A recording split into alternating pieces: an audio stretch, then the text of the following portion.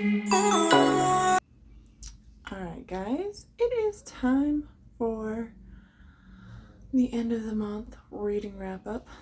This is July's. We read 1, 2, 3, 4, 5.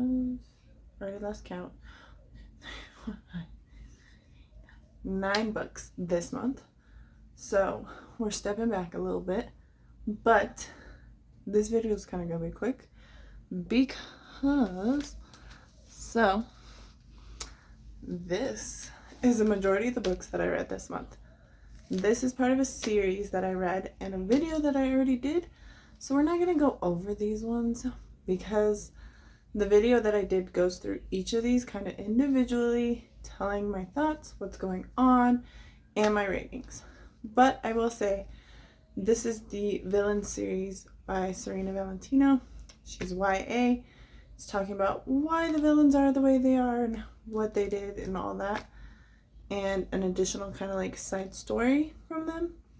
And I will say that overall this was a pretty interesting read. I think certain ones I liked more than the others and stuff. If you're a die-hard Disney fan, some of these you're going to love and some of these you're just not going to care about because of the side story, which is what I've seen with some of the reviews, is that some people just, they loved it, but then like they didn't care for the other side story because that's not what they're reading these for. They're reading it for the Disney villains. So there is that. Next, we're gonna go with this book. This is Worthy, a nonfiction book, which I generally don't rate because, again, nonfictions, I think they're different. People have it where sometimes they might need this book more than others and stuff. And I will say this book took me 2.5 months maybe. I think I started it back in May and I just finished it recently. It's one of those things where for me, nonfiction, it takes a minute for me to focus and get into it, and if I don't force myself to read it and spend time reading it and stuff, it's harder to kind of finish it. So this one took me a while, and of course in between moving it didn't help and all that, so there's that. But this one was pretty good. I did actually like a lot of the stuff in it. There's some stuff that's kind of repetitive, and then there's some stuff where it's like it's telling you stuff, but it's not like truly kind of like helping in my mind. It's like making you understand that like, hey, you are worthy because of this or because of that, but it's not like saying, hey, like if you don't feel like this, do this exercise. There's a couple of ones that do have that, but like there's some of the other stuff where I wanted more and stuff. So that's my own take on that one. So that one, like I said, I finally finished. And then I read 2 cute little romance books. So we'll focus on this one because this one was interesting and I haven't seen anyone talk about this one before. This is Raiders of the Lost Heart. This is by Jo Segura. And this one was pretty interesting. It's basically about this archaeologist. Her life's mission is to go on an archaeological dig for, and I'm gonna butcher it, Chimaya, I don't know, but it's Aztec Empire, or a warrior of Aztec Empire, and it's her life mission to go and basically do this because she thinks she is like an ancestor, or that's her ancestor, and so she's like related to this big great warrior. But someone else has it. His name is Dr. Matthews, right? Ford Matthews. And so he got this deal, and basically they're kind of enemies. They knew each other in college. She thought she had a connection with him. He went on and basically dated this other girl and got this internship that the Corey girl, that's her name, Corey girl, thought she for sure was going to get. But Ford got it because he was dating the daughter of the guy in charge of the thing, right? And then he gets to be the lead archaeologist on this day, which also irks her because, again, this is her life. Like, she's studied this since college and has all this paperwork and has been wanting to go on this dig for so long. And so he brings her in because he's assigned here and he's not getting anything. And so he brings her in knowing she's like an expert on this and has her come in and stuff. And like, again, they're arguing, they're bickering. It's kind of like, it's trying to do an enemies to lover, but a lot of it is just that there was so much miscommunication or lack of communication in it. So it's one of those things where if miscommunication is like your big ick, this is not going to be it. Because, again, it's basically all that is. He got this expedition because, again, there's a lot of money involved, and his mom has cancer, and he's trying to help his mom. When his dad passed away, his dad gambled all the money away, all this stuff. But he took it from her because the guys that paid him to do it were going to go to her because, again, lead expert on this. She's written papers and all this. And it's kind of basically, there's a lot of reference to Indiana Jones. I hope I'm saying that right. I've never watched those movies, by the way, so I don't know. Indiana Jones and Lara Croft, the Tomb Raider.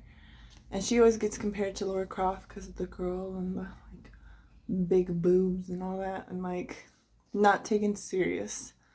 And then his name is Ford, after Harrison Ford, who is the lead actor in the Indiana Jones movies. So there's a lot of references for that. So if you like that, there's that. I think this was like a 3.25 because there was a lot of stuff that I just didn't like. And like the ending is interesting, but like it tries really hard to like leave you on a cliffhanger for like the second to last chapter, to where you're like, oh my god, what happened? What? And then the end is kind of like a year later or 2 years later, and you're just like, what happened to all of this? Like, how'd you get out of this? How'd this happen? What? Like, it leaves a lot of like gaps. And then, like I said, miscommunication galore. So there is that one. And then we got When in Rome. This one I've seen a couple of times. Basically, she's a pop singer who is stressed out. She's not enjoying her work anymore. She needs a break. She's like, what can I do? She's a big Audrey Hepburn? I don't know her name. You can tell I don't watch a lot of movies. Hepburn. So glad it says it on the back of her. But I don't watch a lot of movies. Again, reader. But she loves Audrey Hepburn movies, and there's one where it talks about the Roman holiday where she goes into Rome apparently.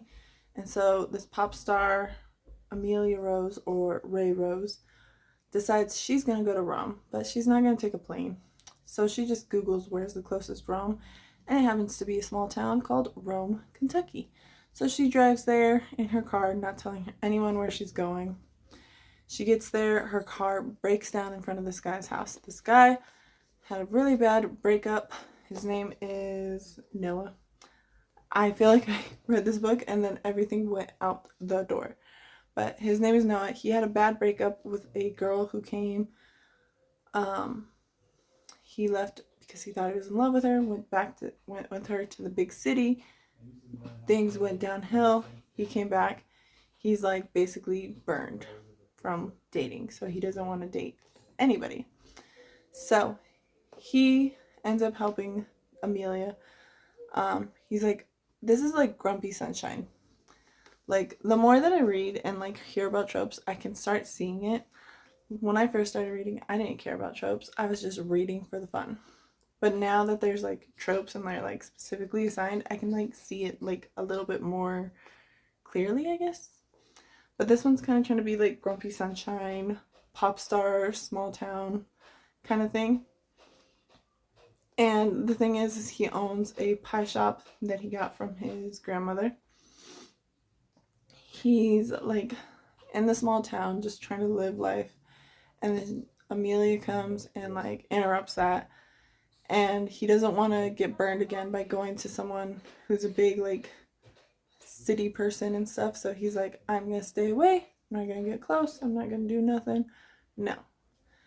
And then of course they do kind of connect and all that, and then there's like the big secret of like what happened with her, like with her stuff and all that, because then it makes it seem like her mom like is using her for money, and her mom is like distant and only calls and talks to her when she wants and stuff, and you find out that that's not the case, and you find out a bunch of other stuff. And so it's kind of interesting.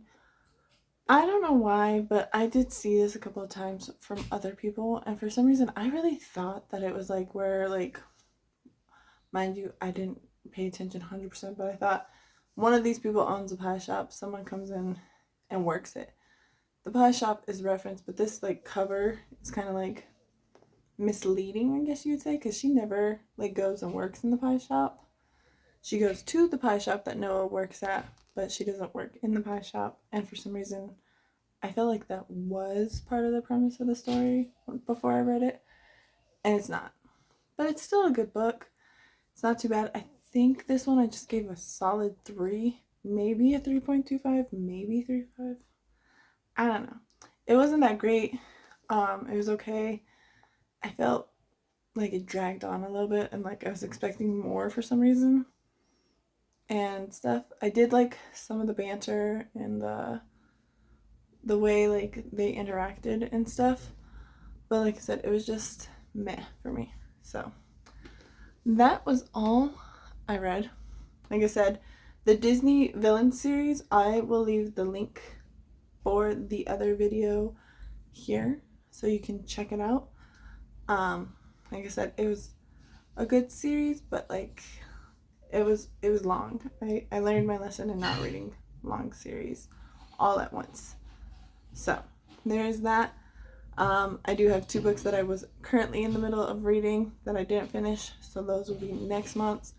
I am thinking of doing some more stuff again, trying to figure out things that I can do in between. That would be interesting. So if you guys got ideas of what you would like to see, let me know. And if you have any comments or questions about these books that I read, or what books I should read for August, let me know. It is back to school month coming up, so we'll see if I can keep the train rolling with this and see how this goes. But if you liked what you saw, make sure you like and follow, or subscribe I should say.